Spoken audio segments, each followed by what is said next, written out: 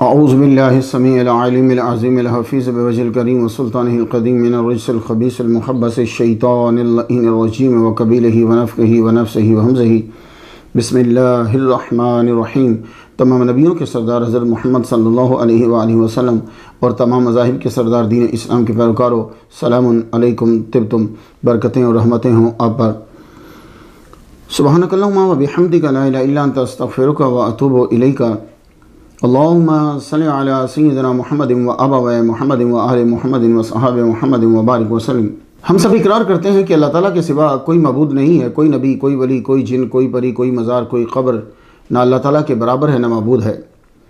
हम इकरार करते हैं कि मोहम्मद मुस्तफ़ा सल्लल्लाहु अलैहि वसल्लम तमाम नबियों के सरदार हैं और अल्लाह ताला ने उन्हें सबसे आखिर में भेजा। उनके बाद कोई नबी क़यामत तक पैदा नहीं होगा। और ये बात याद रखिए कि किसी की अताअत से कोई नबी नहीं बन सकता, ये अल्लाह ताला की अता से बनता है। अजीम सनद के साथ अजीम पैगाम जो है वो समाअत फरमा लीजिए। ये सनद चेन आपको इब्न माजा में मिल जाएगी। हज़रत इमाम रिज़ा जो हैं वो बयान करते हैं अपने वालिद गिरामी मूसा काज़िम से, वो बयान करते हैं अपने वालिद गिरामी इमाम जाफ़र सादिक से, वो बयान करते हैं अपने वालिद गिरामी इमाम मोहम्मद अल बाक़िर से, वो बयान करते हैं अपने वालिद गिरामी इमाम ज़ैनुल आबिदीन से, वो बयान करते हैं अपने वालिद गिरामी इमाम हुसैन से, वो बयान करते हैं अपने वालिद गिरामी मौला अली शेर खुदा रज़ियल्लाहु तआला अन्हु से, वो बयान करते हैं मोहम्मद मुस्तफ़ा सल्लल्लाहु अलैहि वसल्लम से। हुज़ूर ने फरमाया, अल ईमानु मारिफतुन बिल क़ल्बि व क़ौलुन बिल लिसानि व अमलुन बिल अरकान। खुलासा इसका ये बनेगा कि ईमान तीन चीज़ों के मजमू का नाम है। दिल से पहचानना, ज़ुबान से इक़रार करना और अपनी ताकत के मुताबिक अपने अज़ा से अमल करना। हाज़ा रहमतुम मिन रब्बी। आज हमारी गुफ्तगू 173वें नंबर तक पहुँच गई। जिस हस्ती को सरनामा कलम बनाया है तुब्बा असअद अल कामिल अबू करीब अल हिमयरी रहमतुल्लाह अलैह, बाज़ ने इनको अलैहिस्सलाम भी कहा है। अल्लाह ताला ने कुरान मजीद में सूरत क़ाफ की आयात 12, 13, 14 में 8 कौमों का जिक्र किया जिन्होंने अपने रसूल को झुठलाया। इनमें से एक कौमो तुब्बा है। क़ाफ की आयत नंबर 14, व असहाबुल ऐकते व कौम तुब्बा कुल्लुन कज़्ज़बर रुसुला फ़हक़्क़ वईद। ऐका वालों ने, ये मैं हज़रत शुआइब में ज़िक्र कराया हूँ, और तुब्बा की कौम ने तकज़ीब की, सब ने पैगंबरों को झुटलाया, बस मेरा वादा अज़ाब उन पे सादिक आ गया। तो मालूम हुआ कि कौम तुब्बा की तरफ कोई डर सुनाने वाला आया है और उन्होंने उसकी तकज़ीब की है और तबाह हुए। अब ज़्यादा वजाहत नहीं मिली हमें, जैसे हज़रत हंज़ला के बारे में जो असहाबुर रस में मैं बयान कराया हूँ। तो ना कौम तुब्बा की ज़्यादा वजाहत मिली और ना जो उनकी तरफ रसूल आया, लेकिन ये बात तय है कि रसूल आया। अब तुब्बा किसी एक बंदे का नाम नहीं है, ये असल में royal title of the kings of Himyar था एक दौर में। जैसे कदीम बाबल के बादशाह को क्या कहते थे? नमरूद। मिस्र के हर बादशाह को एक दौर के अंदर फिरऔन कहते थे। रूम के बादशाह को कैसर कहते थे। ईरान के हर बादशाह को एक दौर के अंदर किसरा कहते थे। हाबशा इथियोपिया के बादशाह को एक दौर में नजाशी कहते थे, जो भी बादशाह होता था। चीन के बादशाह को एक दौर में फगफूर कहते थे। फग का माना बुत, फूर का माना बेटा, यानी देवता का बेटा। तुर्की के बादशाह, तुर्क के बादशाह को खाकान कहते थे, कानुल कान। तो इससे मुराद ये अब का तुर्की मुल्क नहीं है, तब इलाके और होते थे। माली मुल्क का नाम है। बाद इसके बादशाह को मानसा कहते थे एक दौर के अंदर। अमेरिका के बादशाह को सदर कहते हैं, ठीक है। पाकिस्तान के बादशाह को वजीर कहते हैं। मुस्लिम रियासतों के हाकिमों को अमीरुल मोमिनीन, खलीफा और सुल्तान कहते थे। तो इसी तरह यमन के बादशाह को 115 कबल मसीह से 300 कबल मसीह तक तुब्बा कहते थे। तो ये जो मैंने आपको टाइटल्स बताए हैं ना, ये टाइटल्स ऐसा नहीं है कि शुरू से लेकर एंड तक ये होता रहा, नहीं, कोई एक खास पीरियड के अंदर उस पीरियड में हर बादशाह को यह टाइटल दिया गया। तो तुब्बा एक फर्द नहीं है, ये 70 बादशाह गुजरे हैं तो इनके नाम के साथ तुब्बा आता था। जमा इसकी तबाबे आ है, तो ये याद कर लीजिए, मैं आगे जब बोलूं तो आपको आसानी हो जाए। तबाबे आ किसकी जमा है? तुब्बा की। हमारी आज गुफ्तगू जिस तुब्बा पर है उनका नाम हजरत अबू करीब तुब्बा असअद अल कामिल हिमयरी रहमतुल्लाह अलैह। आप लोगों ने अपनी जिंदगी के अंदर तुब्बा तुब्बा तुब्बा तुब्बा तो सुना होगा, लेकिन अब जैसे गुफ्तगू मैं आपको बता रहा हूं, खुसूसन तलबा को, अब आप जब बयान करेंगे तो रंग ही जुदा होगा। मुकर्रिरीन मुसलमान जो गुफ्तगू कर रहे होते हैं वो किन की कर रहे होते हैं? हजरत असअद अल कामिल अबू करीब हिमयरी रहमतुल्लाह अलैह की बात कर रहे होते हैं कि जिनका टाइटल तुब्बा, क्योंकि वो बादशाह थे। जिस तरह फराइन, ये फिर उनकी जमा है, फराइन कई हैं लेकिन मशहूर वो हुआ जिसने नबी का पीछा किया। इसी तरह तुब्बा बहुत हैं लेकिन मशहूर वही हुआ जिसने हुजूर पाक से मोहब्बत की। तुब्बा का माना, इन बादशाहों को तुब्बा क्यों कहा जाता था? तो जब आपने इसको प्रोनाउंस करना है तो आइन की साउंड आनी चाहिए। तुब्बा, तुब्बा तुब्बा नहीं कहना, फिर माना चेंज हो जाएगा। जैसे आप लोग जब नमाज पढ़ते हैं तो समी अल्लाहु लिमन हमिदह, हा की साउंड लास्ट में आनी चाहिए। हम लोग अक्सर पढ़ जाते हैं समी अल्लाहु लिमन हमिदा हमीदा हमीदा हमीदा, वो और माना है। असल में यह है समी अल्लाहु लिमन हमिदाहू है। तो when you stop on the हा तो ऊपर जज्म आ जाएगी, तो समी अल्लाहु लिमन हमिदह। तो जब आप इसे बोलेंगे महफिल में तो आपने क्या कहना है? तुब्बा, ऐन लास्ट में ऐन निकले। तो इन बादशाहों को तुब्बा क्यों कहा जाता है? तो तुब्बा का माना होता है बहुत ज्यादा पीछा करने वाला, पैरवी करने वाला। शहद की मक्खी जो मलका होती है ना, यासूबुन नहल जो है, उसको भी अतुब्बा कहते हैं। उनकी बहुत ज्यादा उसकी जो है वो पैरवी की जाती है। तो हबशी जुबान के अंदर तुब्बा का माना किंग भी होता है। कुछ वाजे हो रहा है आपके ऊपर? तुब्बा, जब आपके जहन में बोलने से पहले ये बातें हो ना तो फिर लफ्जों में वजन आता। तो तुब्बा ही टाइटल क्यों चुना? कई वजूहात जो हैं वो जवाब में बताई जाती हैं। कहते हैं कि इनको तुब्बा इसलिए कहा जाता है कि ये बादशाहों का ताक़ुब करते थे और ममालिक पे कब्जा करते। बात समझ में नहीं? लेकिन जिनमें यह सिफत थी उन्होंने ये टाइटल नहीं रखा, और जिन्होंने टाइटल ये रखा उनमें से जो फातेह बाहर निकला है वो एक ही है, तुब्बा असअद हिमयरी। तो ये रीजन पावरफुल नहीं हो सकती। एक वजह यह बतलाई कि ये अपने से पहलों की पैरवी करते थे, इसलिए इनको तुब्बा कहा जाता है। मगर हम देखते हैं कि इनके आबाओ अजदाद तो सुलेमान अलैहिस्सलाम की पैरवी करते थे। ये तौहीद छोड़कर आतिश परस्त हुए। खुद तुब्बा असअद जो है और उनकी फैमिली ने आतिश परस्ती छोड़कर दीन इब्राहिमी इख्तियार किया। तो अगर यह वजह बनाई जाए कि वो अपने बड़ों की पैरवी करते थे तो खुद तुब्बा असअद हिमयरी जो है वो तुब्बा ना रहा, क्योंकि उसने तो बड़ों की पैरवी की ही नहीं। बड़ों का मजहब तो आतिश परस्ती था, खुद इनका अपना मजहब दीन इब्राहिमी था। तो आदत माना से मैच नहीं कर रही और माना आदत से मैच नहीं कर रहा। मुझे एक वजह मिली है, वो ये है कि इनके आबाओ अजदाद में एक तुब्बा नामी बड़ा शख्स जो है वो गुजरा। तो इन्होंने इख्तिदार संभालने के बाद नाम के साथ तुब्बा ही लिखना शुरू कर दिया, क्योंकि इसका माना ही किंग होता है। जद्दे आला की याद और नाम दोनों जिंदा रहे। आज का मौजू जो है असहाबो तुब्बा भी है, तुब्बा और असहाबो तुब्बा, और इनका मक्का मदीना में आना और इनका इस्लाम। हालांकि गुफ्तगू जो है वो हमारी तुब्बा पर है ज्यादा, लेकिन इनका जिक्र साथ में इसलिए रख लिया सहाबो तुब्बा, इसलिए कि वो साथी इस काबिल हैं कि उनका जिक्र भी किया जाए जिन्होंने तुब्बा हिमयरी रहमतुल्लाह अलैह को मक्का और मदीना के आदाब सिखाए। ये उनका नाम रखना चाहिए, इसलिए असहाब तुब्बा न कि कौम तुब्बा। क्या कौम तुब्बा और कौम सबा एक ही कौम के दो नाम हैं?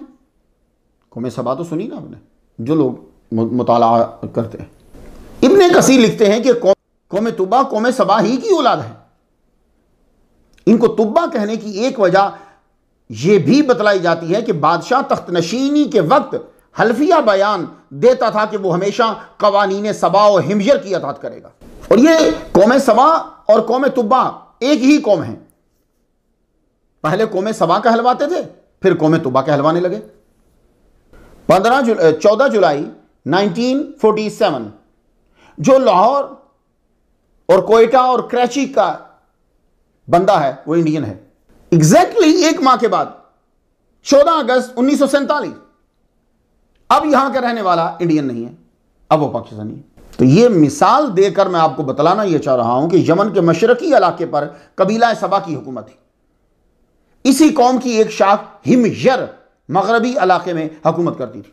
तो रूमियों ने ऐसा सियासी वायरस छोड़ा कि कौम सबा की तिजारत को बैठा दी। इनकी इकॉनमी बैठ गई तो हिमयर की इकॉनमी खड़ी हो गई। ये तिजारत, दौलत, कुव्वत में बुलंदियों को छूने लगे हिमयर जो है। अब आ जाओ, आपके ज़हन में आएगा ये हिमयर, तुब्बा असाद अल कामिल हिमयरी। अब ये हिमयर कौन है? हिमयर का असली नाम जो है वो अरफ जाजो था। एक जगह फा की जगह पे नून देखा है मैंने। चूंकि ये सुर्ख कपड़े पहनने के शौकीन थे तो हिमयर इनका नाम हो गया। और ये नाम के ऊपर, अरफ जाजो के नाम के ऊपर यह सिफत गालिब आ गई। लोग अरफ जाजो के बजाय हिमयर कहने लगे। और एक वजह यह भी बतलाई जाती है, यह बहुत मशहूर खानदान है हिमयरी। हिमयरी बड़े बड़े अलामा भी गुजरे हैं, इसलिए मैं आपको बता रहा हूं, आपको याद रहे। एक वजह यह बतलाई जाती है कि इस शख्स को हिमयर जो है इसलिए कहने लगे कि सबसे पहले सुर्ख रंग का ताज जो है वो इन्होंने अरब में पहना है। तो हिमयरी, हिमयर, तो हिमयर की जब इकॉनमी ताकतवर हुई तो ये भी ताकतवर हो गए। तो यूं इख्तिदार जो है वो कौम सबा से कौम हिमयर की तरफ जो है, कबीला हिमयर की तरफ मुंतकिल हो गया। इनका शजरा ये है, हिमयर बिन सबा बिन यशजुब बिन यारुब बिन कहतान। तो यहां तक ये बात वाज़ेह हो गई तुब्बा का माना क्या है, इनको तुब्बा क्यों कहा जाता है। आज हमारी गुफ्तगू किस तुब्बा पर है और इन्हें हिमयरी क्यों कहा जाता है। ये तुब्बा असाद अल कामिल हिमयरी नबी थे कि नहीं, इस हिस्से पे गुफ्तगू करने से पहले मैं अस्तगफिरुल्लाह पढ़ना चाहता हूं। अस्तगफिरुल्लाह अस्तगफिरुल्लाह अस्तगफिरुल्लाह व अतूबु इलैह। चूंकि किताबों में गुफ्तगू है इसलिए मैं कर रहा हूं, क्योंकि भाई नबी का मसला नाजुक तरीन मसला है, बस ये समझिए। और हमारा इल्म कम है और वजाहत है ही कोई नहीं। तो अस्तगफिरुल्लाह रब्बी मिन कुल्लि ज़ंबिन व अतूबु इलैह। मैं आपको इनके नबी होने और ना होने दोनों के दलाइल देता हूं। तुब्बा असाद अल कामिल हिमयरी, इनके ऊपर ही हमारी गुफ्तगू है। पहले मैं आपको वो सुनाता हूं जिनसे इशारा मिलता है कि आप नबी थे। अल्लामा इब्ने कसीर ने एक रिवायत लिखी है कि इब्ने अब्बास फरमाते हैं काना तुब्बान नबीयन। दूसरी दलील जो है वो मैं उसलूब से देना चाहता हूं, वो ये है कि अगर आप कुरान मजीद पढ़ें तो ये बात मिलती है कि लफ्ज़ कौम को नबी की तरफ मुजाफ किया गया है। मैं सूरह हूद की आयत नंबर 89 पढ़ना चाहता हूं। मिस्लु मा असाब कौम नूह औ कौम हूद औ कौम सालिह वमा कौम लूतिन मिनकुम बिबईद। लफ्ज़ कौम नूह, लफ्ज़ कौम हूद, लफ्ज़ कौम सालिह, वमा कौम लूत, लफ्ज़ कौम लूत। अब ये नबी हैं, ये तो आपको मालूम है। सूरह हज की आयत नंबर 43 व कौम इब्राहीम, कौम को नबी की तरफ मुजाफ। अब आ जाइए सूरह कौफ की आयत नंबर 14 पर, व असहाबुल ऐकती व कौम तुब्बा। आ गया ना कौम और फिर तुब्बा, व कौम तुब्बा। तो ये पढ़ने के बाद मालूम हुआ कि कौम का लफ्ज मुजाफ हुआ है उनके नबी के नाम की तरफ। तो तुब्बा की तरफ भी लफ्ज कौम मुजाफ है, कौम तुब्बा। और फिर कुरान मजीद में तुब्बा की मुजम्मत नहीं है, कौम तुब्बा की मुजम्मत है। लेकिन मैं ये आपको बताता जाऊं, ये कोई उसूल नहीं है कि जब भी कौम मुजाफ होगा जिसकी तरफ तो वो नबी होगा ना, मुज़ाफ़ अलैह उसका नबी होगा, नहीं ऐसा नहीं है। ये मैं बतला रहा हूं आपको कि ऐसा भी है। लेकिन मैंने जब ये मैं लिख चुका ना, तो मैंने अल मुंतज़म खोली। अल मुंतज़म का जब मैं मुतालिया किया तो उसमें भी अबुल हसन इब्नुल मुनादी ये नाम है, उन्होंने यही सेम इस्तेदलाल जो है वो करा। तो मुसलमानों, आप जब तहकीक करते हैं तो कोई ना कोई कर चुका होता है पहले। मैं हैरान रह गया। तो वो कहते हैं कि लैसा बिबईद अन यकून कौम तुब्बा नसबू इलैहि लिअन्नहु नबिय्युन। नसबू इलैहि, नसबू आगे ना, जो मैं आपको दलील दे रहा था पहले। तो मेरे नजदीक चंद वजूहात की बिना पर तुब्बा असअद अल कामिल हिमयरी नबी नहीं है। अब ये चूंकि वजाहत कहीं नहीं है, दलाइल ही हैं, तो अब मेरे दलाइल जो हैं वो ये हैं। पहली बात तो यह है कि हुजूर सल्लल्लाहु अलैहि वसल्लम ने फरमाया ला अदरी तुब्बा नबियन कान अम गैर नबी। मैं खुद से नहीं जानता कि तुब्बा नबी था कि नहीं। फिर वही आ गई तो हुजूर सल्लल्लाहु अलैहि वसल्लम ने दूसरा बयान दिया। तो आपने फरमाया ला तसुब्बू तुब्बान फइन्नहु कद काना अस्लमा। तुब्बा को गाली ना दो, वो मुसलमान था। बात फिर भी ये नहीं कहा कि वो नबी था, क्योंकि मसाला ये है, जो क्वेश्चन रेज हो रहा है वो ये है कि वो नबी थे कि नहीं। तो जवाब फिर भी ये आ रहा है कि वो मुसलमान थे। ला तसुब्बु तुब्बान फइन्नहु कद काना अस्लमा। तुम तुब्बा को गाली ना दो, उसने इस्लाम कबूल कर लिया था। तो भाई बात ये नहीं है कि वो मुसलमान थे कि नहीं थे, बात तो ये थी कि वो नबी थे कि नहीं थे। तो उसके जवाब में आ रहा है कि कद काना अस्लमा, उन्होंने इस्लाम कबूल कर लिया था। क्यों? इसलिए कि जितने भी तबाबिया हैं वो सब आतिश परस्त हैं। तो ये वाज़ेह किया कि ये आतिश परस्त नहीं रहे, इन्होंने इस्लाम कबूल कर लिया था। और ये याद रखिएगा, नबी बाद में मुसलमान नहीं होता कि नबी पहले आएगा, सारी गुनाह सिन इनमें मुबतला रहे और उसके नबी पहले से ही मुसलमान होता है। हजरत आयशा सिद्दीक़ा रज़ियल्लाहु ताला अन्हा का कहना है कि तुब्बा एक सालेह आदमी था। तो उनका ये लफ्ज़ वाज़ेह करता है कि वो नबी ना थे। वैसे नबी से बढ़कर साले कौन होता है, लेकिन गुफ्तगू का अंदाज बता रहा है कि बात कोई और समझाना चाह रहे हैं वो जी। ये भी देखना होता है। ये खासा जो है वो सिर्फ अल्लाह ताला ने हजरत इमाम आजम को अता फरमाया था, कमाल दर्जे का। वो समझ जाते थे कि गुफ्तगू हुई किस पस मंजर में। तो अब ये देखिए जरा कि वो साले आदमी था। अब नबी के बारे में ये कहना वो साले था, अजीब सी बात है। नबी के बारे में तो गुनाह सोचा भी नहीं जा सकता। तो तुब्बा असअद हिमयरी का ये वाकया कि वो काबा गिराने की नीयत कर चुके थे, ये तो आप सबको आता है ना, बहुत मशहूर है। तो याद रखिए, आदम अलैहिस्सलाम से लेकर खातम तक कोई नबी ऐसा नहीं है जिसने काबा का एहतराम ना किया। तो ये मेरी दलील है कि ये नबी नहीं है। अगर ये नबी होते तो ये काबा गिराने का इरादा ना करते। और एक और बात बताता जाऊं, ये तुब्बा यानी किंग का टाइटल साथ रखना, ये टाइटल साथ रखना बताता है कि आप नबी नहीं है। क्योंकि अंबिया ऐसे अलकाब खुद के लिए पसंद नहीं करते, वो फक्र और फख्री कहना पसंद करते हैं। लोग कहते रहे तो जो कहते रहे, लेकिन वो अपने साथ ये लफ्ज नहीं लिखते।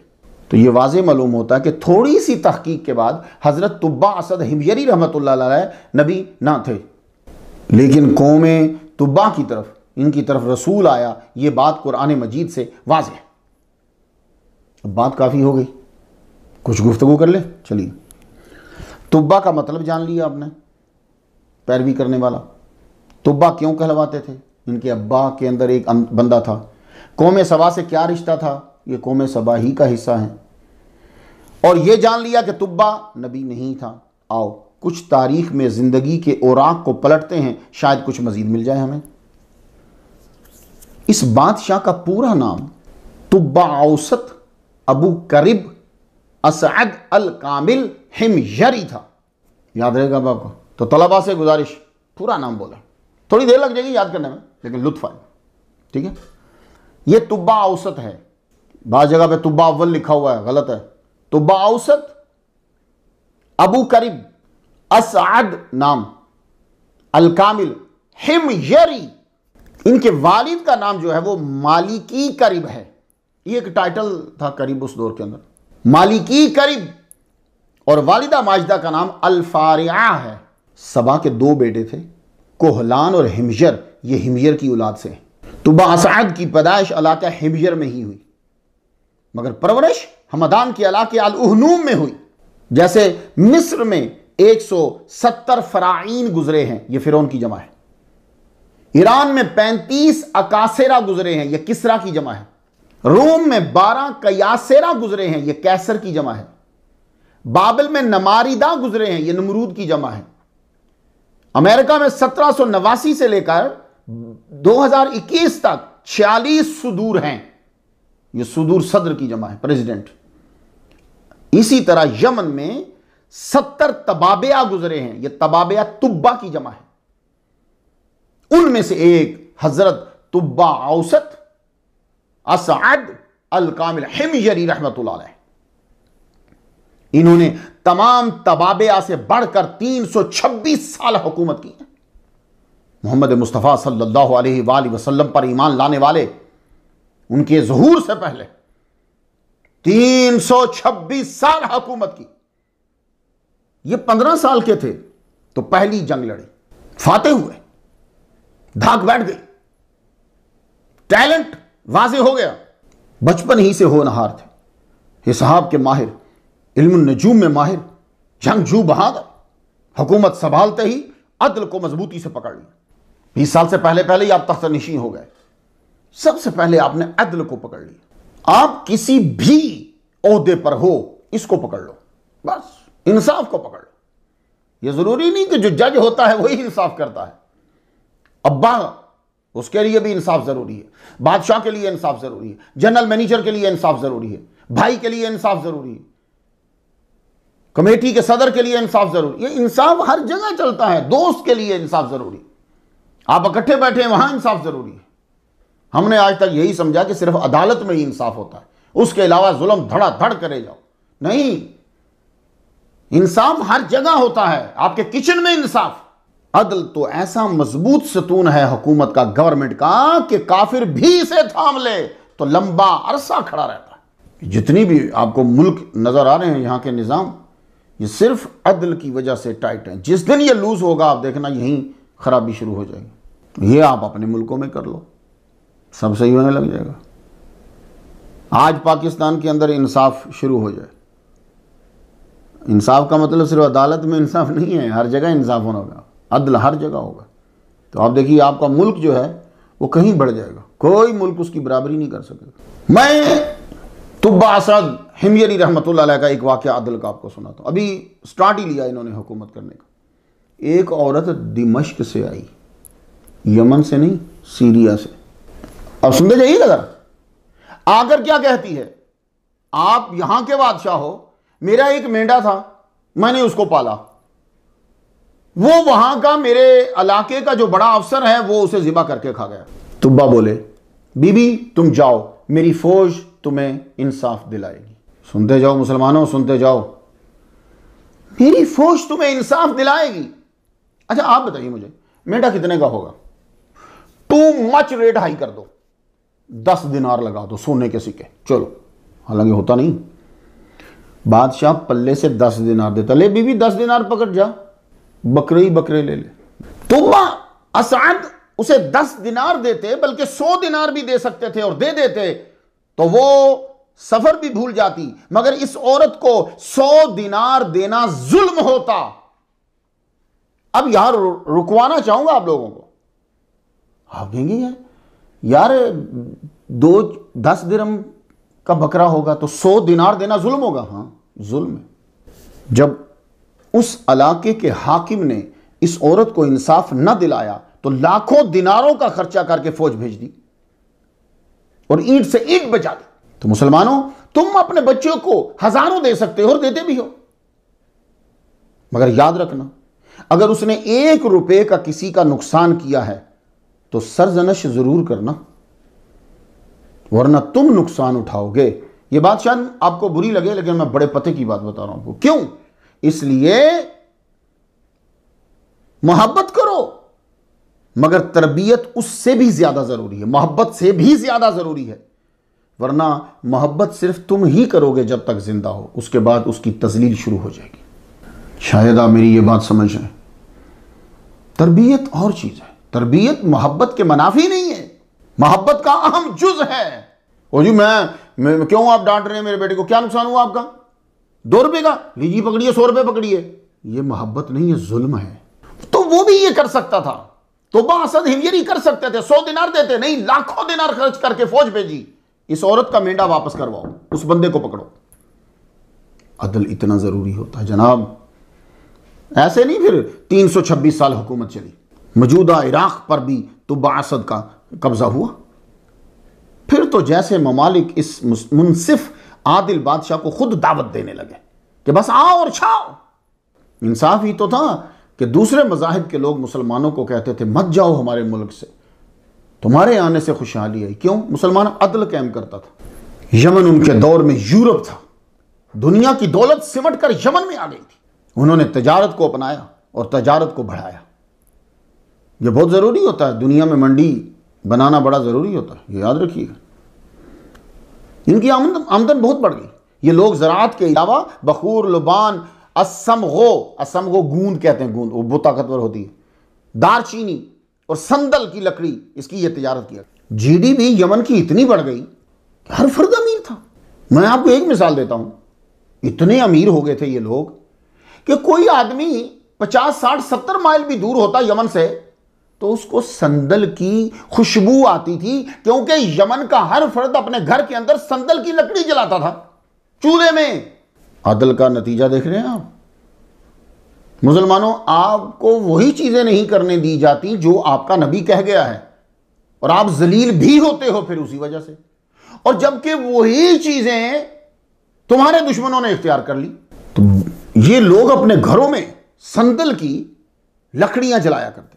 ये बादशाह तोबा असद हिमयरी रहमतुल्लाह अलैह फौज लेकर जमीन के जिस हिस्से की तरफ रुख करता फाते ही लौटता।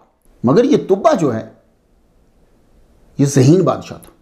जिस इलाके को ये फतह करते थे वहां रुकते, वो खुद बहुत अतात कबूल कर लेते या जरा तलवार चलानी पड़ती, हर दूसरे रुकते, रुक के वहां के टैलेंटेड लोगों को अपने दरबार में बुलाते।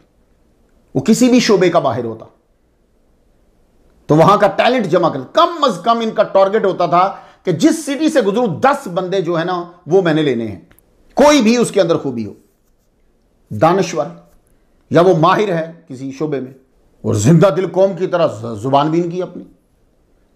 किसी भी जगह जाते थे जुबान अपनी ही बोलते थे। ये जिंदा दिल कौम की निशानी होती है कि वो जुबान अपनी बोलती है, लैंग्वेज उनकी अपनी होती है, वो लैंग्वेज चेंज नहीं करते, और अपनी लैंग्वेज बोलते हुए वो फख्र महसूस करते, अपनी जिल्लत महसूस नहीं करते। मैं यहां अक्सर अमेरिका में जुमुआ का खुतबा देते हुए कहता हूं, आप बांग्लादेशी हो अपने बेटे को बंगाली सिखाओ, तुम मेमन हो अपने बेटे को मेमनी जरूर सिखाना, तुम पंजाबी हो अपने बेटे को पंजाबी जरूर सिखाना, तुम उर्दू स्पीकिंग हो उर्दू अपने बच्चे को जरूर सिखाना। जिस दिन तुम्हारा बच्चा तुम्हारी जुबान भूल जाएगा उस दिन तू उसका आधा बाप होगा, हाफ बाप, और वो भी 18 साल तक। उसके बाद 18 के बाद तो आधा भी खत्म हो जाएगा। ये खास मैसेज है उन लोगों के लिए जो यूरोप में रह रहे हैं, अमेरिका में रह रहे हैं। तो ये जिंदा दिल बादशाह था, अपनी जुबान हिमयरी जुबान लैंग्वेज जो है जिसके ऊपर सामी असरात हैं, ये वही जुबान बोलता था। ये लोग डैम बनाने के माहिर थे। इनका अपना दरिया कोई नहीं था, यमन का अपना परमानेंट दरिया कोई नहीं है। तो आपको जी वो जो बड़ी बड़े पानी नजर आते हैं वो डैम नहीं है, वो दरिया नहीं है परमानेंट, वो वादीज हैं, मसनूई बनाए गए हैं। ये लोग शुरू ही से बारिशों के पानी को जमा करते थे और डैम बना के रोक लेते थे। यूं कह लो कि कच्चे डैम बनाने के माहिर थे ये लोग। इन पर जब भी अजाब आया तो रब ने फिर वो बंद को कमजोर कर दिया, डैम को कमजोर कर दिया और ताकतवर पानी छोड़ दिया। अल्लाह के पास जो सबसे टॉप के असले हैं ना वो है वाटर, एयर और फ्रीक्वेंसी के अंदर तब्दीली। तो अल्लाह ताला जब इनको सजा देता था तो पानी छोड़ देता था, चूहों की ड्यूटी लगा देता, जाओ जाके डैम में सुराख कर दो। इन पर जब भी अजाब आया तो रब ने बंद कमजोर करके, डैम कमजोर करके ताकतवर पानी छोड़ दिया। फिर ये लोग पानी को पेट में जाने से रोक ना सके, उसने हयात देने की बजाय हयात ले ली। हमने हर जिंदा चीज को पानी से पैदा किया, क्या कुदरत है उसकी। एक तरफ वो हयात का सबब बन रही है और एक तरफ ममात का। इमारतें बड़ी ऊंची बनाते थे ये जो कौमे तुब्बा, सहाबो तुब्बा, बस इनके हिसाब में 2 किस्में, एक मोमिनीन है और एक दूसरे। तो ये कौमे तुब्बा जो है अमारात बनाने में उस दौर में इनका कुछ सानी नहीं था। हाथी के दांत का बड़ा इस्तेमाल करते थे। दरवाजों, बारियों और घरेलू सामान में हाथी के दांतों का इस्तेमाल होता था। उमरा के घरों में सोने चांदी के बर्तन आम थे। यह कौम तरक्की याफ्ता था, लड़ने में, पढ़ने में, पानी बंद करने में इतने तरक्की याफ्ता कि कुरान मजीद ने कहा है, सूरह दुहान की आयत नंबर 37 से सुनिए जरा, अहुम खैरुन अम कौम तुब्बा, यानी ये मक्का के मुशरिकीन ना तिजारत में, ना ज़राअत में, ना ताकत में, ना इमारत बनाने में किसी तरह भी कौम तुब्बा से बेहतर नहीं है। वो नबी को झुटलाने में तबाह हो गए थे। तो ये क्या है? खुलासा सुनाता हूं मैं ताकि आपको समझ में आ जाए। यानी अहुम खैरुन, ये मुशरिकीन कैसे बेहतर उनसे? तो ये तुब्बा असद अल कामिल हिमयरी के बारे में शॉर्ट आपको मालूम होगा। 326 साल इन्होंने हुकूमत करी। सबसे पहले खाना काबा के ऊपर खिलाफ तुब्बा असद हिमयरी रहमतुल्लाह ने चढ़ाया। सुन लीजिए फिर, ताकि बात करने में लुत्फ आ जाए। तो क्या क्वेश्चन होगा? सबसे पहले खाना काबा के ऊपर खिलाफ किसने चढ़ाया है? तो फौरन जवाब हजरत तुब्बा असद अल कामिल हिमयरी रहमतुल्लाह। अब फरमान सुनते जाइए जरा, ला तसुब्बु असद अल हिमयरी फइन्नहु अव्वल मन कसल काबा। तुब्बा असद हिमयरी को गाली ना दो, काबा को गिलाफ देने में पहले नंबर पर वो हैं। जब हम तहकीक कर रहे होंगे, एक तो बस एक ही किताब पढ़ी, एक होता है तहकीक कर रहे होंगे, तो आपको हजरत इस्माईल अलैहिस्सलाम का भी नाम मिलेगा, अदनान का नाम भी मिलेगा, मगर मुअर्रिख और मुहर्रिर और मुफस्सिर को यह भी लिखना पड़ता है कि मशहूर यही है कि सबसे पहले खाना काबा को गिलाफ तुब्बा असद अल हिमयरी ने दिया है। गिलाफ काबा को क्या कहते हैं? किस्वा। वैसे असल लफ्ज कुस्वा है, लेकिन वो कुस्वा मशहूर नहीं हुआ, तो किस्वा कहेंगे आप। आजकल हर साल माह जिलहज में योम अरफा को काले रेशम से बनाकर सोने के धागों से कुरानी आयात लिख कर काबा पर रखा जाता है। तुब्बा असद के बाद कबीला जुरहम और हुजूर तक आने वाले अपनी ताकत के मुताबिक गिलाफ चढ़ाते रहे। जब ताकत ना होती नहीं चढ़ाया, लेकिन समझते जरूरी थे। ये खिदमत बीच में कहीं मौकूफ हो गई, पैसे नहीं थे। अब क्या हुआ कि कुसै बिन किलाब ने एक तंजीम बना दी कि भाई आप सब लोग जो है ना वो थोड़े थोड़े थोड़े थोड़े पैसे डाला करो, पूरा साल जो है वो पैसे जमा किया करो, खुद भी और लोगों से भी लिया करो, ताकि हम खाना काबा को किस्वा दें, गिलाफ दें। लेकिन एक बात बता दूं मैं आपको, औरतें पीछे नहीं हैं। हिस्ट्री में एक दौर आया है कि तनहा एक औरत ने अपने पैसों से किस्वा दिया है, गिलाफ काबा दिया है। नॉलेज डाल लीजिए। नुतैला बिनते खब्बाब, नाम याद रहेगा, औरतें पीछे नहीं हैं। नुतैला बिनते खब्बाब ये जौजा हैं हजरत अब्दुल मुत्तलिब की, वालिदा हैं हजरत अब्बास की। तन्हा वाहिद अपने पल्ले से खाना काबा। इसलिए जब बीवियां बयान करें मेरा लेक्चर सुनने के बाद, तो ये बताएं, ये बातें याद रखा करें। आप तुब्बा असद अल हिमयरी की कबूलियत देखें। उन्होंने यमन के बने हुए कपड़े से खिलाफ दिया, बाद में वहां ही का कपड़ा अरसा दराज तक किस्वा के लिए इस्तेमाल होता रहा। हजरत उस्मान गनी रदी अल्लाह तआला अन्हु साल में 2 बार गिलाफ देते थे। पहला 27वीं रमजान को, तो कोई बात तो है ना कि जो 27वीं तारीख चुनी उन्होंने कबाती कपड़े का। दूसरा हज के दिनों में रेशम का देते थे। अब ये कबाती क्या है? ज़ाहिर है जब मेरे दोस्त जो तलबा हैं वो तकरीर करेंगे तो कोई पूछ सकता है कबाती क्या है। ये कबाती भी है, कुबाती भी है, ये ब्रांड का नाम है। जैसे आजकल आप जाते हैं कपड़ा लेने के लिए, लॉरेंस का कपड़ा, कमालिया का खद्दर, तारा सपना, ये नाम है। इसी तरह कबाती ये कपड़े का नाम है। ये जमा है कुबतीयतुन की। कुबतीयतुन मिस्र का मशहूर नफीस उम्दा रकीक सफ़ेद कपड़ा था। हुजूर सल्लल्लाहु अलैहि वसल्लम ने भी कुबतीयतुन का गिलाफ दिया है। तो जब कभी आप पढ़ें तो इसको कबाती पढ़ेंगे, कबाती या कुबाती। तो ये मिस्र का एक मशहूर ब्रांड था। समझ आ गया आपको? तो हज़रत अली के दौर में गिलाफ काबा नहीं हुआ, आप जंगों में ही मसरूफ़ रहे। उमवी दौर हुकूमत आया तो 2 बार ही गिलाफ देते थे, मगर पहला रमज़ान में देते थे, दूसरा 10 मुहर्रम को देते थे गिलाफ। कुछ लुत्फ आएगा गुफ्तगू करने का। अब्बासी दौर आ गया, गोल्डन एज। रेशम का गिलाफ 2 बार ही देते थे, मगर जब खलीफा मामून रशीद आया तो उसने 3 बार शुरू कर दिया गिलाफ देना खाना काबा को। यौम तरविया को पहला गिलाफ दिबाजे अहमर का बना हुआ, और माह रजब में दूसरा कबाती कुबाती का, अभी बता चुका हूं आपको मैं, ये भी ब्रांड है। और तीसरा गिलाफ जो है वो सफेद दिबाज का 27वीं रमजानुल मुबारक को। ये दिबाज असल में दिब्बाज है, क्योंकि जमा दिबाबी जाती है। ये कपड़े की एक किस्म है, इसका अंदर बाहर रेशम का ही होता है। अब गिलाफ काबा एक ही बार दिया जाता है। जानते हो कि कितने पैसे लगते हैं उसके ऊपर? ये जो अभी गिलाफ दिया 17 million riyal, Saudi riyal 17 million. तो प्लीज टेप रिकॉर्डर की तरह शुरू ना हो जाना। 17 मिलियन का कपड़ा देने का फायदा, उसको क्या सर्दी लगती है, यही रकम यमन को दी जाती तो भूखे ना मरते वो लोग। आज बुर्मा के मुसलमानों को दी जाती, मुकाबला कर लेते। काबा गिलाफ देते हो, कुरान पे गिलाफ देते हो, इसी तरह बुजुर्गों की कबूर पे गिलाफ देते हो, क्या करते हो? उनको सर्दी लगती है। भाई साहब टेप रिकॉर्डर मत चलाना, ये उनकी अजमत के लिए, दूसरों से मुमताज करने के लिए। हमने गिलाफ की सिर्फ बात कर दी कि 2500 साल में क्या हुआ। तो मैंने आपको यह बताया कि गिलाफ काबा की हिस्ट्री क्या है।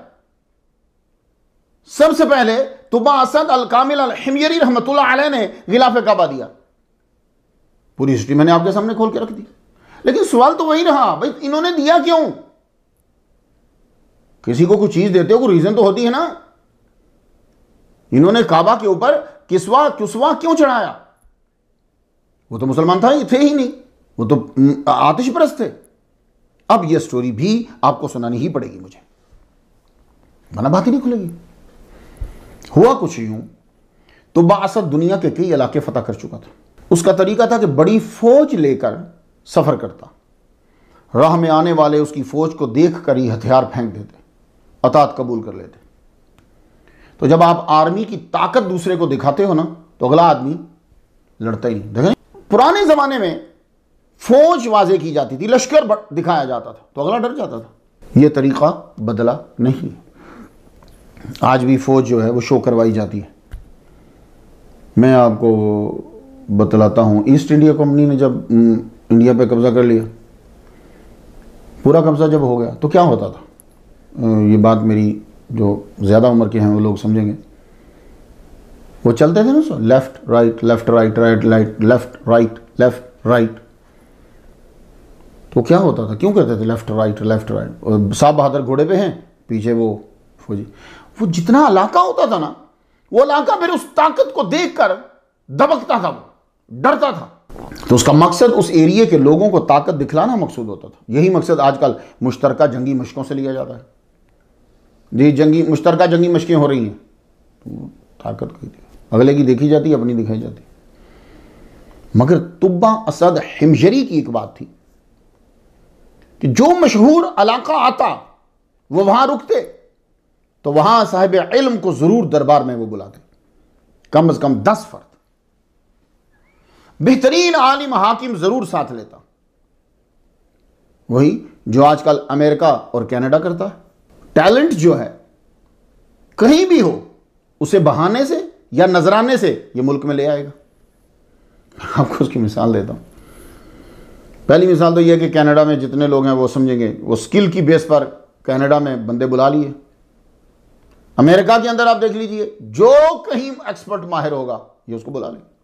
आप ओलंपिक गेम अगर देख रहे हो ना, तो जो अमेरिका की तरफ से लड़ रहे होते हैं, खेल रहे होते हैं, आप उनको देखकर मेरी बात का अंदाजा लगा लेंगे कि ये करता क्या है। बाज़ का तो ऐसा होता है कि आगे बराबर में चाइना लड़ रहा है, तो जो शक्ल उसके खिलाड़ियों की है वही शक्ल अमेरिका के खिलाड़ियों की है। बहुत तेज दौड़ने वाला कहीं का है, बुला लो। कोई बॉडी बिल्डर किसी दुनिया का बड़ा मशहूर है, सिटीजनशिप दो, बुला लो। बात को समझ में आई आपको? तो पढ़े लिखे लोगों को, काबिल आदमियों को ज़हीन बादशाह जो होता वो पास रखता, और जो लोग पढ़े लिखे लोगों को साथ नहीं रखते, खुशामदियों को साथ रखते हैं, वो खुद भी जलील होते हैं और मुल्क को भी तबाह करते हैं। इस तरह तुब्बा असद हिमयरी ने अपने पास मुख्तलिफ शोबाए जात के 4000 माहिरीन जो हैं रख ली। आगे उनके असिस्टेंट भी थे, लेकिन ये बड़े एक्सपर्ट लोग थे। जिधर से गुजरता लोग इस्तकबाल को जरूर आते। ये अलामत होती थी कि हम मुकाबला नहीं कर सकते, फौज जा रही है, मुल्क का बाहर। जैसे जर्मनी जब गुजरने लगा तो स्विट्जरलैंड ने जगह दे दी। क्या मतलब था? हम तुमसे गुजर जाओ, हम तुम्हें कुछ नहीं कहते। तो तुब्बा असद ये सफर करता हुआ जब मक्का की सरजमीन पर पहुंचा, तो कोई फर्द वाहिद इस्तकबाल को नहीं आया। इसे बड़ा गुस्सा है, इनकी जुर्रत, ये मेरे इस्तकबाल को नहीं आए। वजह ढूंढो क्या है। क्योंकि अगर कोई आदमी आपको घास नहीं ना डाल रहा, आपकी इज्जत नहीं कर रहा, तो एक वजह जरूर हो सकती है दो में से। वो खुद तुमसे बड़ा है या उसके दिमाग में तुम्हारा कोई ऐब पड़ा है, वो चीज वो उसको उभार नहीं रहा तुम्हारी इज्जत करने। तुबा असद हिमयरी का वजीर वाकई वजीर था। उस दौर में वजीर इस्म बामुसम्मा होते थे। वजीर का माना होता है बोझ उठाने वाला। आज के जो वजीर हैं वो बोझ लादते हैं हम पर, अपने गुनाहों का भी, अपनी अय्याशियों का भी, अपनी फहाशियों का भी, अपनी नाकामियों का भी, वो सारे बोझ हम पे ला देते। तो वजीर हम हुए ना, वो तो वजीर ना हुए। लेकिन वो वजीर वो रखते थे जो अक्लमंद होते। तो पुराने दौर में जमहूरियत नाम की मॉडल गर्ल तो नहीं थी, मगर हुकूमत के नुमाइंदे ज़हीन होते थे, जो सही बादशाह होता था ना उसके। आजकल जमहूरियत चमक दमक के साथ है, मगर इल्म और जहानत मयार नहीं रहा। मैं तो हैरान होता हूं, एक स्कूल चलाने के लिए हेड मास्टर का पढ़ा लिखा होना ज़रूरी है, मास्टर का तलीम याफ्ता होना ज़रूरी है। अफसोस है कि जमहूरियत में मुल्क चलाने के लिए तालीम शर्त नहीं है। क्या मुल्क चलाना एक ऐसा घटिया शोबा है, ऐसा कमतर शोबा है कि इसके लिए वो शराइत भी नहीं है जो एक स्कूल के हेड मास्टर के लिए होती हैं। वजीर गया, जाके 2 आदमी ले आया। ये हुज़ैल बिन मुदरिका की जमात से थे। इनका इरादा था कि बादशाह को हमले पर उकसाया जाए, ये प्लानिंग करके आया। बादशाह घर पे हमला करेगा तो अल्लाह का घर जो है जब ये गिराने जाएगा, ये खुद भी मरेगा, तो हमारा भी रास्ता साफ हो जाए। या इनके ज़हन में कोई प्लानिंग होगी, वाकई ये चाहते होंगे कि गिर जाए। इन्होंने बादशाह यमन से जाकर ये कहा कि बादशाह, यहाँ एक घर है जो बहुत कदीम है, ये कौम उस घर की तज़ीम करते हैं, ये किसी को कुछ नहीं समझते। इस घर के अंदर मोती, ज़बरजत, याकूत, सोना, चांदी, खजाना बेशुमार है। जो झूठ बोल रहे थे, बेशुमार है। दूर दराज से लोग आते हैं, साल में तो कई लाखों का आना जाना होता है। बादशाह ने ऑर्डर दिया कि घर को गिरा दिया जाए, जिसकी वजह से ये हमसे मिलने नहीं है।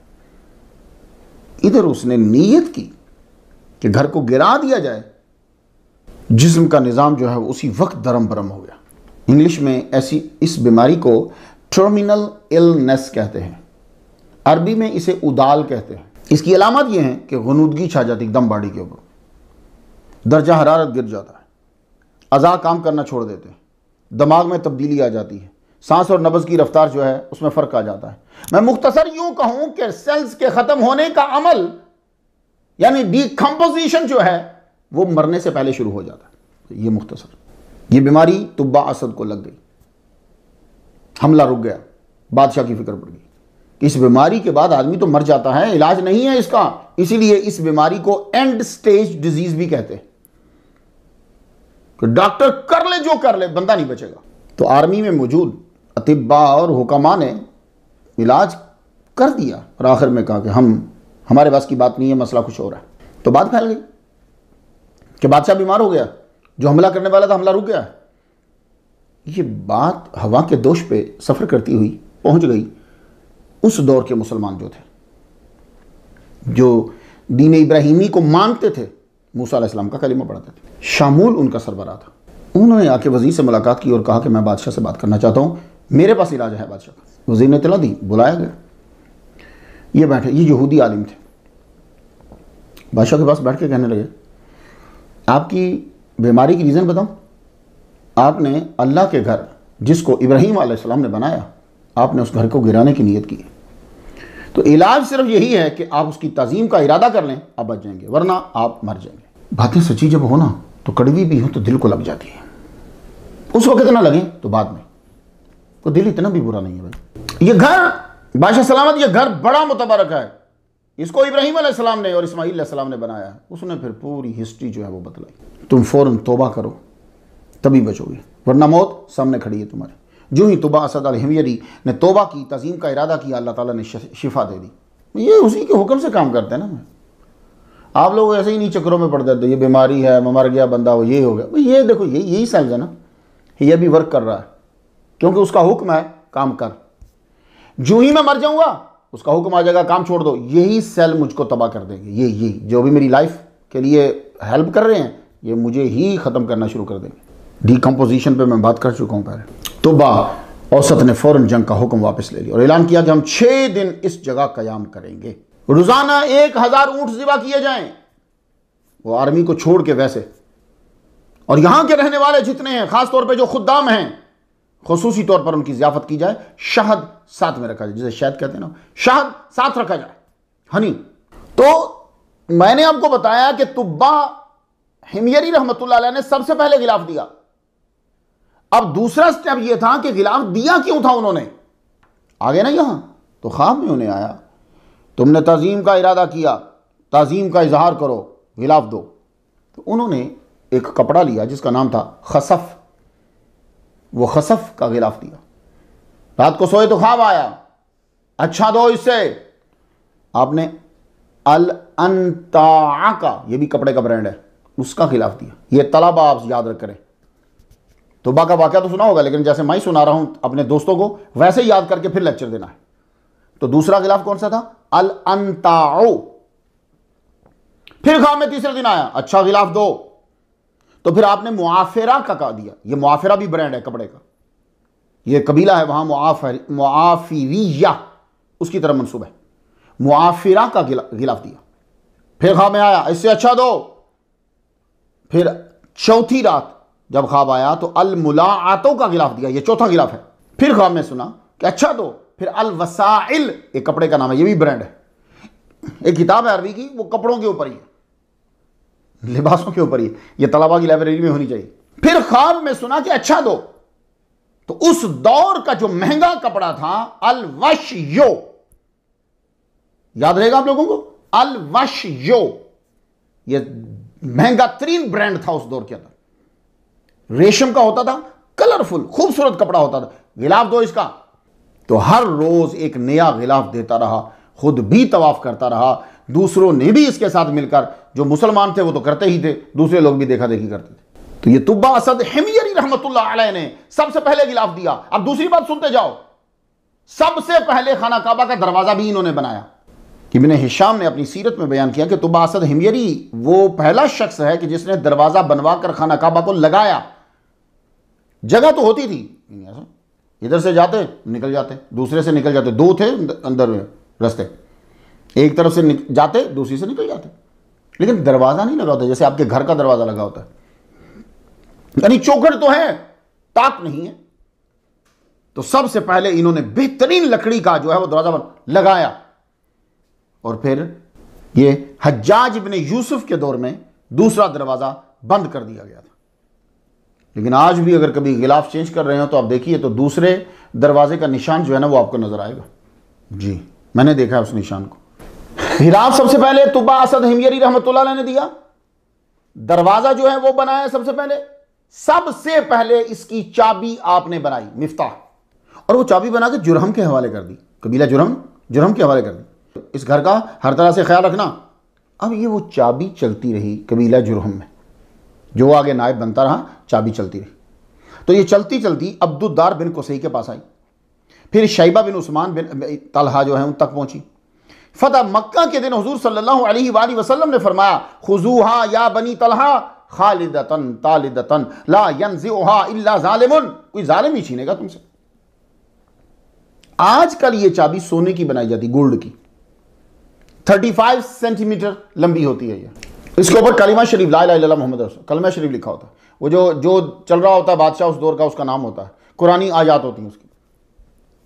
तो आपसे कोई पूछे कि सबसे पहले चाबी किसने बनाई थी, तो आज की तकरीर के बाद याद रहना चाहिए कि सबसे पहले चाबी हजरत तुब्बा औसद असअद अल कामिल हिमयरी रहमतुल्लाह अलैह ने बनाई। तो वो चाबी जो है वो चलती आई, तबरुक नहीं रखते थे उसे। तो आले सऊद ने जब सल्तनत उस्मानिया से बगावत करके सऊदी अरब की गवर्नमेंट जब ले ली, तो अब उसके बाद से चाबी जो है वो बदली जाती है। तुब्बा असद अल हिमयरी ने गिलाफ काबा 6 मरतबा दिया, हर रोज़ नया गिलाफ। खूब तवाफ़ काबा किया, दरवाज़ा बनाया, चाबी बनाई, और उस दौर के मुसलमान बनी इसराइलियों से रोज़ाना महफिल की और दीन इब्राहिमी की खूब इन्फॉर्मेशन ली। यह मजहब तुब्बा को पसंद आ गया, उसने दीन इब्राहिमी इख्तियार कर लिया और आतिश परस्ती से तौबा कर ली। ये बात हवा के दोष पर लहराती हुई यमन पहुंच गई कि बादशाह तुब्बा असद हिमयरी ने मजहब तब्दील कर लिया है। खानदान हिमयर तो आमद का इंतजार कर रहे थे। बादशाह असद हिमयरी ने यहूदी उलमा को साथ ही रख लिया और खाना काबा से रवाना हो गया। कबीला जुरहम से कहा, इस अजीम घर का ख्याल रखना, तुम लोगों को किसी किस्म की मदद की जरूरत हो यमन आना। अब मक्का से रवाना होकर तुब्बा असद हिमयरी रहमतुल्लाह अलैह अब मदीना पहुंचे। ये खजूरों वाली जमीन पे शाम के वक्त ये अजीम काफिला जो है वो पहुंच गया। हालांकि ये लोग लड़ने आए हैं जी, इनको बताया नहीं गया, ये तो जिस जगह से गुजरते तो उस पर कब्जा कर लेते। उन लोगों ने इनको खाना पेश करना शुरू कर दिया। बादशाह कहते हैं ये कौन लोग हैं कि ये हमें खाना पेश कर रहे हैं, क्या इसका जिक्र तुम्हारी किताबों में है? अब उन्होंने अपनी किताबों को खोला तो जो दो उलामा उन्होंने मक्का से लिए थे उनसे पूछा, ये भी कोई खास जगह है? अपनी कुतुब में देख के तो बताओ। तो उन्होंने बताया कि हमारी कुतुब में लिखा है कि इस जगह पे आखिरी नबी हजरत मोहम्मद मुस्तफ़ा सल्लल्लाहु अलैहि वसल्लम हिजरत फरमाएंगे, हरम बनाएंगे, फिर यहीं रह जाएंगे। मुसलमानों सुनकर हैरान रह जाओगे, तुब्बा औसत 1 साल मदीना में रहा। ये जो उलामा थे ना, उस दौर में लोग सच बोलते थे, मफाद परस्ती कोई नहीं थी, बल्कि हुजूर का इंतजार कर रहे थे हर कौम। खासतौर पर अहले किताब, ये तो हुजूर का इंतजार कर रहे थे, हुजूर का वास्ता देकर फतह हासिल किया करते थे। वजह क्या हुई? वजह ये हुई कि उसने जब जाने का इरादा किया तो वो लोग जो मुसलमान हो गए थे इसके साथ थे, मक्का से कुछ साथ आए या दूसरे जगहों से भी दीन इब्राहिमी पे या दीन मुसवी पे थे, वो जो साथ आए उन्होंने उनमें से 400 ने यहीं रहने का इरादा कर लिया। कहा हम तो आगे जाएंगे नहीं, कत्ल करो मारो जो करो, हमने मदीना से नहीं जाना। मदीना तब नाम नहीं था, यानी यहाँ से हमने आगे नहीं जाना। इसकी वजह क्या थी? वजह यह थी कि वो जो उलामा थे ना, तो उन्होंने अपनी किताबों में से हुजूर सल्लल्लाहु अलैहि वसल्लम की इतनी तारीफें की, इतनी तारीफें सुनाई, वो सारे दीवाने हो गए। जब बादशाह मजहब कबूल करता है ना तो साथ वाले भी कबूल करते, तो कितने मुसलमान हो गए होंगे। अब महफिल जमती थी, वो खुद दीन इब्राहिमी पे था, हुजूर ही का जिक्र होता था। कुरान मजीद में क्या है वो अपनी किताब में लिखा हुआ पाएंगे।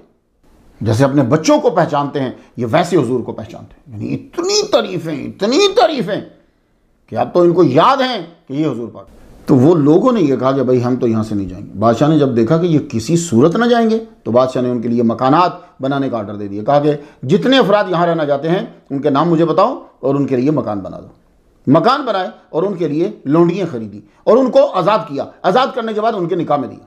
हुजूर की आमद से पहले ही तुम लड्डू बांटते हो, यहाँ मकानात बांटे जा रहे हैं। वो हुजूरी की वजह से रुके थे ना, वो ये तो नहीं लिखा हुआ कि यहाँ बहुत बिजनेस बढ़ेगा तो यहाँ नहीं, वो हुजूर ने आना है। 400 रुके। बादशाह अपनी सुपरविजन के अंदर मकानात जो है वो बनवा रहा। मकानात बने, एक मकान उसने 2 मंजिला बनवाया। कहा इसकी 2 मंजिलें बनाओ। 2 मंजिलें बनेंगी। तो सरदार को बुलाया जो उनमें सबसे बड़ा था, कहा ये मकान आपका है। ऊपर वाली मंजिल जो है वो उस नबी की है जो आएंगे, वो बुलंद है, बुलंद जगह उनके लिए। ये नीचे वाली तेरी, जैसे खादिम होते। और एक खत लिखा, तो एक मकतूब लिखा। मैं हिमयरी जुबान का तर्जमा सुना देता हूँ। या मोहम्मद सल्लल्लाहु अलैहि वसल्लम, मैं आपके रब पे ईमान लाता हूँ जो हर शय का रब है, और हर उस हुक्म पे ईमान लाता हूँ जो आप अपने रब की तरफ से लाएंगे। मैं आपके दीन पर हूँ, मैं आपके तरीके पर हूँ। जो भी शरीयत और ईमान की तफसील लाएंगे उन पर भी ईमान लाता हूँ। अगर मेरी ज़िंदगी में आपका ज़हूर हुआ तो खुद हाजिर हूँगा, और अगर आपका ज़माना ना पा सका तो क़यामत के दिन मेरी शफाअत फरमाइएगा। मुझे याद रखिएगा, मैं आपके ज़हूर से पहले आपकी बात करता हूँ। नीचे अपना नाम लिखा और सोने के पानी से स्टैंप लगाई। खत बंद करके छोटी डिब्बी में, फिर उसको बड़े संदूक में रख के उनको दे दिया। ये बड़े आलिम को खत दे दिया, अगर ये तुम्हारे पास मेरी अमानत है, तुम का हर फर्द मरने से पहले दूसरे के हवाले करे, यहां तक कि हुजूर सल्लल्लाहु अलैहि वसल्लम के हाथ मुबारक तक ये पहुंचा। ये खत उनकी नस्ल में चलता रहा। हुजूर जब आए तो ये खत हजरत अबू अय्यूब अंसारी रज़ियल्लाहु तआला अन्हु के पास था। हुजूर की ऊँटनी रुकी, कहां? वहीं। आपने कयाम किया, कहां? वहीं। तो हजरत अबू अय्यूब अंसारी रज़ियल्लाहु तआला अन्हु ने आपको ऊपर वाली मंजिल दी। क्यों? वो खानदान से चला आ रहा था, ऊपर वाली मंजिल। हुजूर ने फरमाया नहीं, हम ऊपर नहीं रहेंगे, नीचे रहेंगे, तुम ऊपर रहो।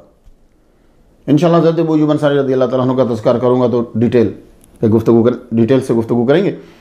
तुम ऊपर। अब पहुंच गए। अब ये तुब्बा ने खत लिखा और उसने मकान बनाया। अब खत किसके पास था इसमें जब तहकीक में, आप वैसे तो हमने बचपन से अब तक यही सुना है, मुकर्रिरीन की किताबों में यही है मुकर्रिरीन की किताबों में यही है, मैं लफ्ज़ मुकर्रिरीन कह रहा हूँ, वाइज़ीन मुकर्रिरीन की किताबों में यही है। हज़रत अबू अय्यूब अंसारी के पास वो खत था और वो, लेकिन जब आप तहकीक में आगे जाएंगे तो फिर ज़रा थोड़ा सा मसला हो रहा है। अब तुब्बा ने खत लिखा, ये बात ठीक है, ठीक है, मकान बनाए, ये बात ठीक है। अब ये आपको ये कहाँ मिलेगी? तो अब ये वो तलबा के जो आगे जाके तकरीरें करेंगे तो उनको हवाले की ज़रूरत पड़ेगी। आपको असल किताब जो है वो पढ़ना चाहिए।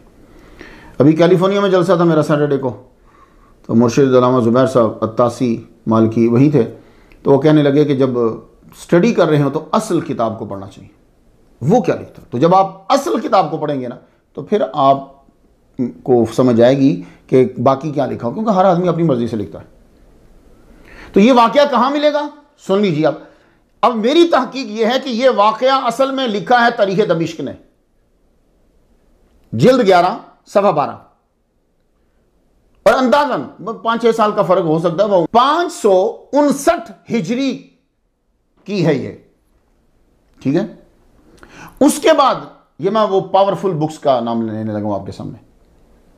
उसके बाद अल्लामा कस्तलानी की किताब मवाहिबुल लदुनिया बिल मिनाहिल मुहम्मदिया के अंदर है। ये किताब अंदाजन तारीख़ दिमश्क से 241 साल बाद की है। सीरत हलबिया, इसका नाम जानते क्या है? इंसानुल उयून फी सीरतिल अमीन अल मामून। ये अंदाजन तारीख़ दिमश्क से 541 साल बाद की है। कुछ समझ में आपके आ रहा है? सिर्फ किताबों को नहीं देखना, यह भी देखना होता है कि सबसे पहली किसने लिखा था, तो बाकी फिर उसी से लिखते हुए आ रहे हैं। अब तफसीर कुर्तुबी, ये कुछ उनके हम असर लगते हैं। तफसीर दुर्र मंसूर अंदाजन तारीख़ दिमश्क से 311 साल बाद लिखी गई है। तो मालूम यह हुआ कि असल में यह वाक़या तारीख़ दिमश्क से ही सब बंदों ने लिया, बेसिक उधर से लिया। बाकी और ज़्यादा तुब्बा असद अल-कामिल हिमयरी रहमतुल्लाह को जो रंग दिया है ना, वो यमनी राइटर्स ने दिया है।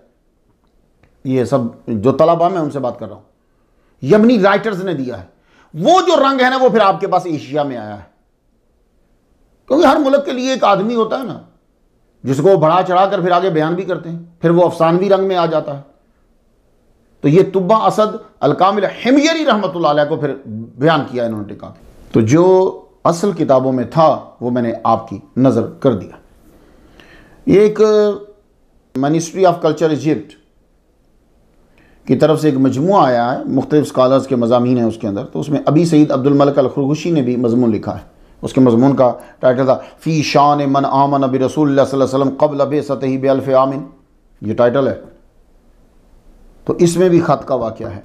अल-लुमअतुल बैदाउ अत-तबरेज़ी अंसारी की सफ़ा 339 के ऊपर भी तुब्बा के ख़त का वाक़या है।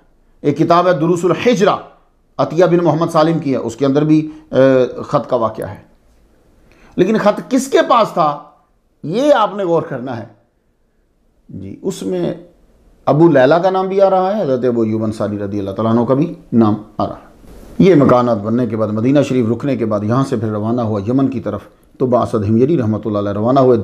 ये तुब्बा ने दीन को चेंज कब किया? तो कहते हैं कि ये मसाला बैतुल मक़दस से ही शुरू हो गया था। जब इसने पैलेस्टाइन पर कब्जा किया था वहीं से शुरू हो गया था। वाक़या कुछ यूं है कि जब ये पैलेस्टाइन पर कब्जा किया तो वहां उस दौर का सच्चा मुसलमान एक नौजवान आकर तुब्बा हिमयरी से कहने लगा, तुम आग परस्त हो, हम तौहीद के कायल, हमारा मजहब सच्चा है।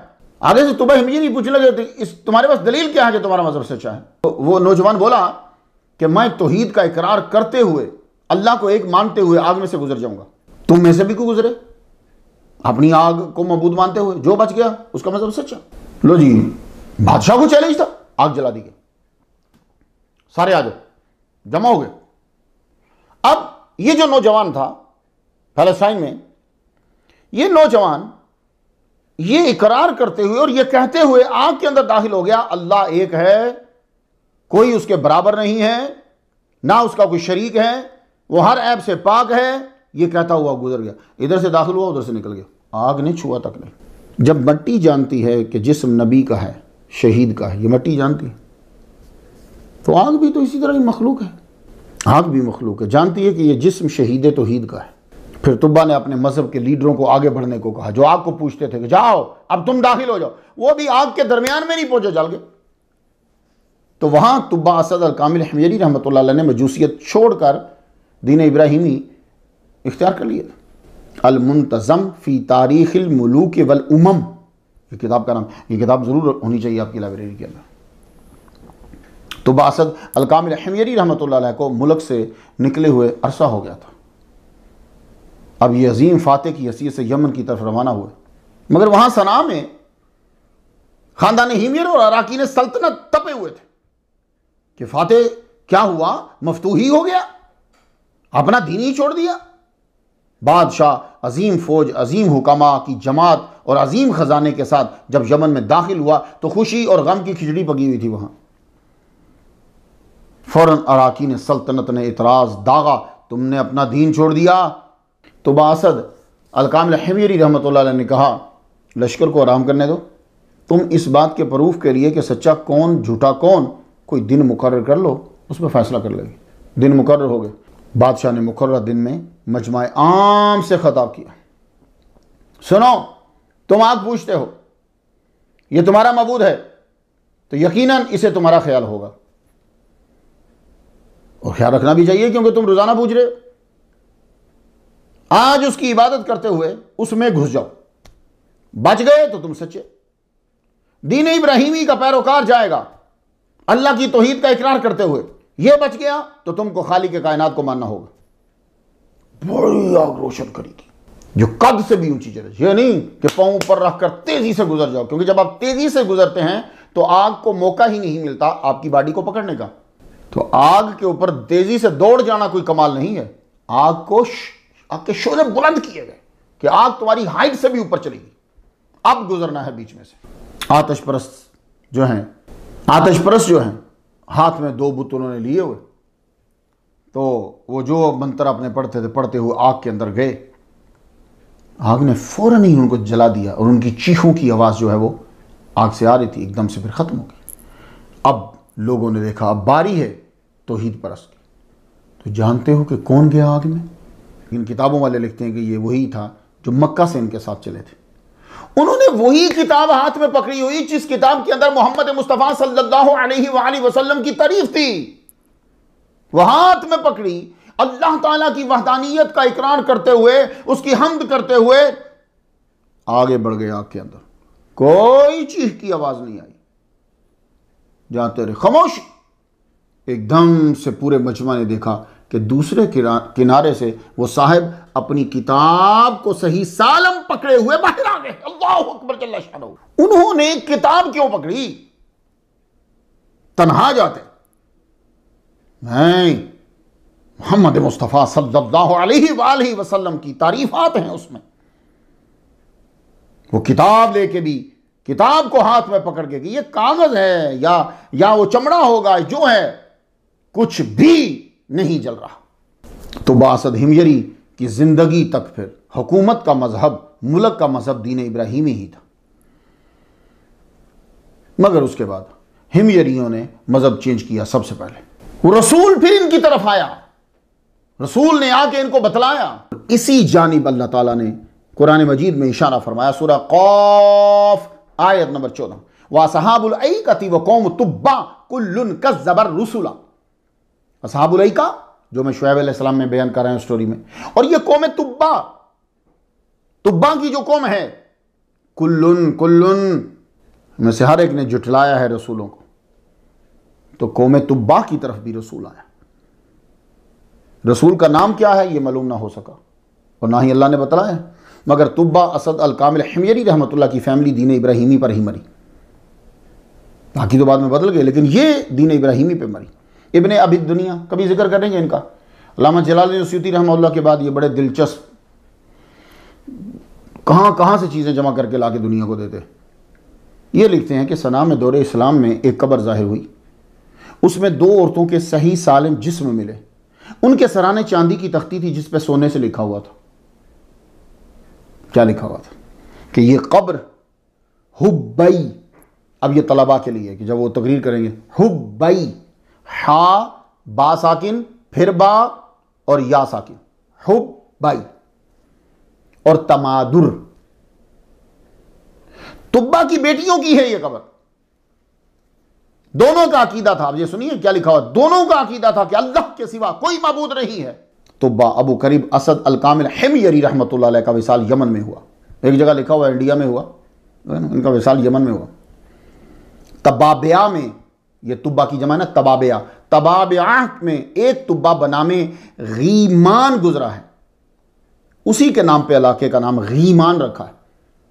और ये यहां बड़े तबाबिया की कबूर हैं, उन्हीं में से तुब्बा औसत असअद अल कामिल हिमयरी रहमतुल्लाह अलैह की भी कब्र यही है। अल्लाह ताला उन्हें हुजूर की शफाअत नसीब करे, वो हमारे नबी पर ईमान लाए। हमारी तरफ से फातिहा का नजराना। अल फातिहा।